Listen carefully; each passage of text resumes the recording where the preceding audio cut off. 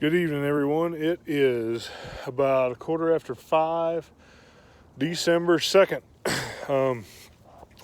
Just got done feeding some grain here to some calves I weaned. I haven't done a video in a long time. Of course, everything's been busy, but that's not much of an excuse. But we'll try and get better here. So these animals are my calf crop I weaned this year. They're filthy. It's muddy. We got a bunch of moisture last week here over Thanksgiving, and they are eating corn.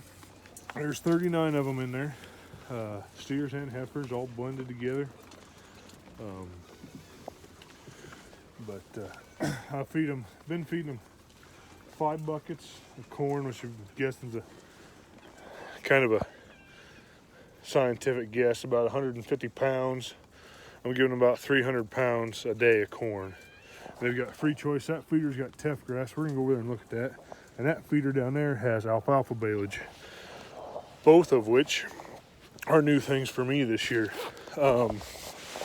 Where I'm at in south central Nebraska and north central Kansas, there is a lot. There is no baleage done. None that I know of.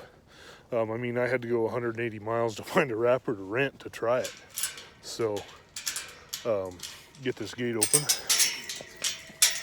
We'll go slip in. The Teff Grass is the first year I planted it.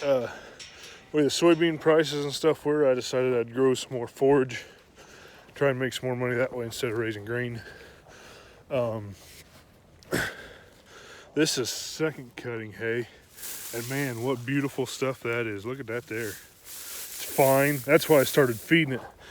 I was feeding them some prairie hay, native prairie hay, but it was too coarse, and I was getting some watery eyes and stuff, and I was afraid I'd get into troubles. So we switched to this. They seem to be eating it pretty good. There's a couple weeds in it, but man, that's good green hay. This hay was put up right around Labor Day weekend. In fact, I know it was. I was down there Labor Day weekend swathing it and had trouble with my machine. But I learned some things on that this year. There's a small field. I had to hold about 37 acres down there, and I got about 140 bales of Teff Grass on 2 cuttings. Doing it again, I need to fertilizer some more. I messed up when I drilled it the first time. I didn't get it near thick enough. I only got about, like a pound an acre. So I gotta go back and do it again. I still think I ended up with like 7 or 8 pounds. It needs to be 10 to 12. My lesson is I'm gonna set my drill like alfalfa, and that's what it'll look like. This is second cutting alfalfa baleage, and I have never done baleage before. I am just impressed. There's 2 bales here, and when I made baleage, they're 5 foot wide bales, but they were only like a 54-inch bales, so like 4.5 foot tall, and they're heavy. Them bales weigh 1,600 pounds. It's crazy, just because of the moisture. But so there was 3,200 pounds of hay in here. I don't understand that's not dry matter, but 24 hours ago is when I put that in there, and they've ate about a third of it for 39 head of calves. These guys are going to eat me out of house and home. So, but no, I hadn't done a video for a while. Been busy. We'll get another one of these days. We'll talk about grain yields and stuff. It was, like everywhere else, we got way more rain than anything, but just phenomenal dryland yields on corn, soybeans, hay. I had a field of sedan grass, sorghum sedan grass, and I put some of that up for baleage. I was watching at the Weezer Cattle Company in Michigan. He was the one that actually gave me the idea for it, to find a machine to use. So we'll lean here on his gate a minute. But no, I'm impressed with the baleage. I don't understand why more guys don't do that. you can put up high quality feed in a short amount of time. That alfalfa was on the ground less than 24 hours, and the Sudan grass was about 3 days. And normally around here we give Sudan grass at least a week to dry for dry hay.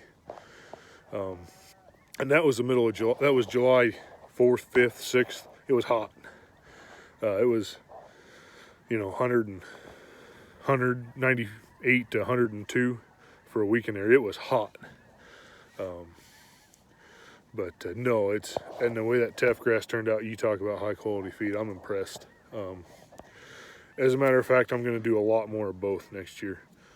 I'm very happy with the way they both turned out. So, lessons learned on the Teff grass. We'll do put a little more fertilizer to it and get her drilled, seeded a good time. I think around the 5th to 10th of May would be a good time. Usually we're warm enough for that. We're right on that edge, you go west and it gets dry, and you go east and it gets wet. You go north and it gets cold, and south and it gets hot. So we're just and we get all the above, depending on the time of day. So, but nope, there's the calves just eating again. Of course, I got that bulk bin there. It's got my corn ration in it. Had more delivered this morning. They've been eating about a ton a week.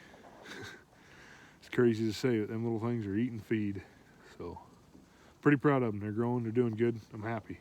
So, I think I'm going to try and hang on to them. About the 2nd or 3rd week of January is what I'm planning on for marketing them. But these pins, I just got finished up. I actually finished them the day we were weaning. This line here with these, it's got these feed racks that I got blocked off there, and down here to that yellow gate there, it runs north and south. That's been in for a few years, but the continuous panels and them other gates and that north panel over there with the windbreak where my 2 bulls are, those are all new this fall. I need to get some waterworks put in here.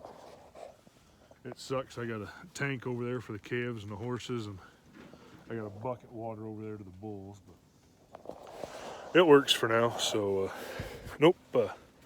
Apologize for being so long on doing a video, but if you like the information, see what it is, please comment, rate, subscribe, that kind of good stuff. So thank you, and we'll talk to you later.